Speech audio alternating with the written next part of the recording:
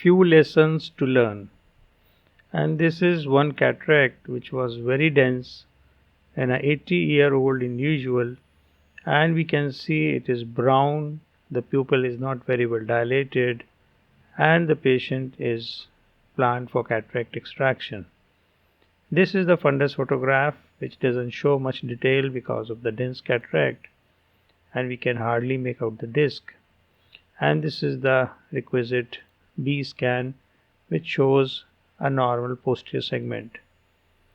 Now this patient was planned for phacoemulsification, and we can see that this is not an ideal situation. The pupil is not very well dilated, and it's a hard, large and a brown leathery cataract. So there lies the importance of having safety first and keeping in mind that the outcome in terms of visual improvement is the primary objective rather than the technique used. So here I am demonstrating the surgery of choice in this situation, which is manual small incision cataract surgery, but done under topical anesthesia.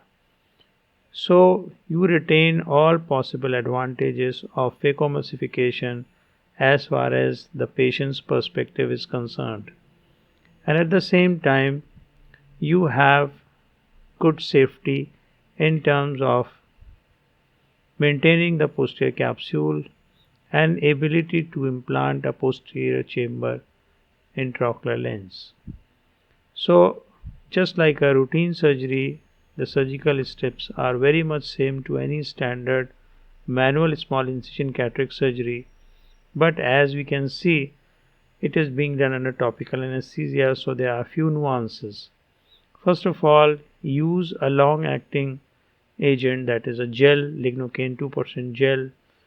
Use intracameral lignocaine solution 0.5%, which will provide good analgesia to the internal structures, that is the iris, and also immune the patient from the sensations created by pressure fluctuations.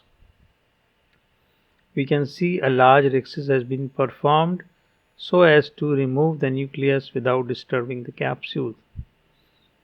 Once the large rhexis has been done, we can also appreciate the pupil, which is not very well dilated, and if I remember correctly, this patient was also under alpha blockers. So this patient is bound to go down with time as the surgery proceeds, and we will see that. The key to a successful manual small incision cataract surgery is to ability to prolapse the nucleus out of the bag and into the anterior chamber. Without that, the possibility of damaging the capsule is high. So one has to make a large rhexis or at least give relaxing incisions, and here we can see that superior pole of the nucleus has been prolapsed out of the bag and into the anterior chamber. What I use is a fish hook technique, which was described by Dr. Henning from Germany, who was practicing in Nepal. And here goes the hook, and we extract out the nucleus into the anterior chamber and out of the wound. But look, the nucleus is too large, so it has been bisected during the delivery. That is not a concern because the rest of the remaining nucleus also can be repositioned so that the smaller diameter is aligned to the wound properly, and we can simply extract it out again. So here comes out the remaining part of the nucleus, and we can see at this moment the pupil has gone down to a very small size. And imagine if this surgery was being done under phacoemulsification technique, one can appreciate that this would have been a disaster, which was waiting to have a nucleus being dropped down into the vitreous cavity and the surgeon becoming helpless in that given situation, and at the same time compromising the visual outcomes. So this was a wise decision to switch from phaco to small incision cataract surgery as per the requirement. The remaining nuclear pieces and the epinucleus has been removed, and repositioning of the fluttering iris. We can see this is a typical floppy iris syndrome where the iris is having no tone, and that is why it is very easy to flow out with the flow of the fluid.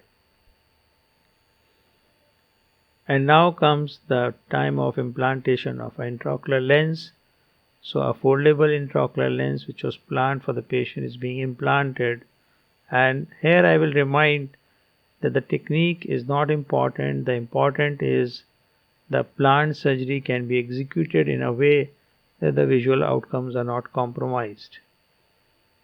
So the IOL goes into the bag, the pupil is round, small, the capsule is intact, and then you flush out the viscoelastic gel so that there is no retained viscoelastic and any IOP issues in the patient. At times, the viscoelastic which is retained can also cause subtle inflammation, so that it is very important that it should be very well washed out. A good tunnel will always make sure that the anterior chamber is well sealed and the chamber is formed. And this finishes our surgery, and just wiping out clots of blood and also repositioning the overlying conjunctiva so that the wound is well covered. This is the day one picture, and we can appreciate that the outcomes are excellent. And on the other hand, if phaco surgery would have been planned in such a situation, it would have resulted into a disaster, and we would have been devoid of such a nice post-op outcome. So a timely aversion from a planned surgical technique is important, and there lies the importance of knowing how to do manual small incision cataract surgery, and also to do manual small incision cataract surgery under topical anesthesia. Thank you.